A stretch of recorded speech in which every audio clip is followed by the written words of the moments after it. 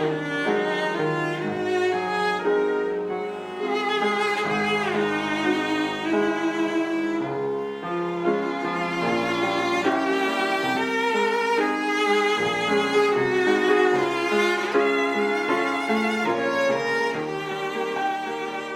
started playing the cello because my mother told me to.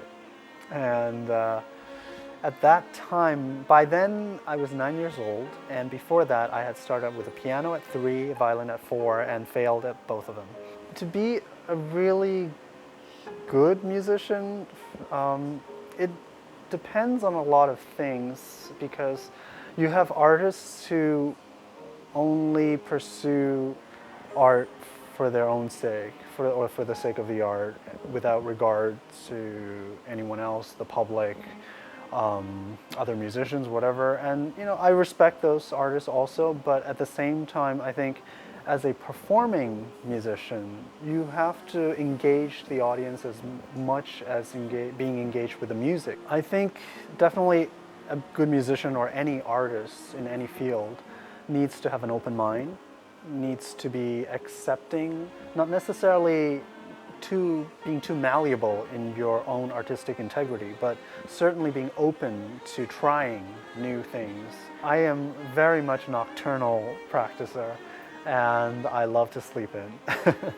I think it's very important for young musicians to remember the reason why they want to become musicians, because very often the whole process of becoming a musician is filled with obstacles, filled with really discouraging challenges and a lot of letdowns, and certainly ups and downs, I have to say. So when you encounter those moments, that's probably the most important time to remember, to remind yourself why you're a musician.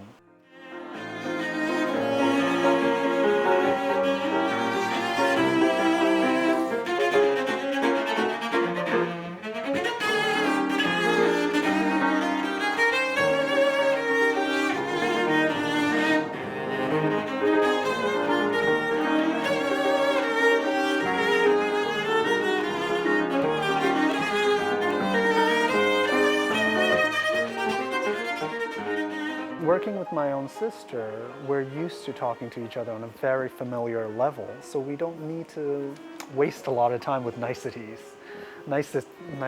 and things like that. How are you? Oh, okay. We pick up the phone and immediately it's like, okay, we need to do this, and blah. That's it. In this performance, I'm first of all very, very excited to be working with the Munich Chamber Orchestra, because they are really one of the leading chamber orchestras in the whole world. And at the same time, the proceeds of this concert will go to the Academy for the Performing Arts, and they will use the proceeds as scholarships for, I believe, areas like composition and instrument purchases for maybe cellos, or also Chinese instruments. And I think these are all very important areas that we need to support. In Hong Kong, we are not yet at the point where it's very natural for the entire society to get behind the artists. So we have to really go out there and find the support and give it to them. What makes a good theater?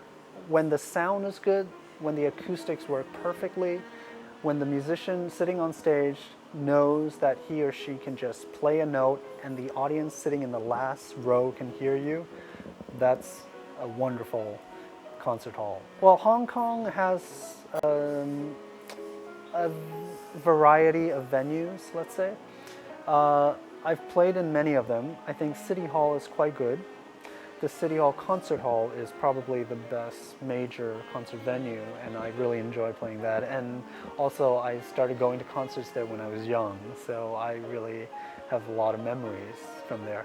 At the same time, the theater is okay, depending on what sort of performances, but the Cultural Center, I must say, is not very good, unfortunately. So I'm really looking forward, actually, to the West Kowloon project. Convergence of a lot of factors. Whether it was just that the theater was not built for the sole purpose of a musical performance or a classical music performance. I'm very optimistic that Hong Kong, since it keeps building new venues and things like that, that we will have really world-class venues.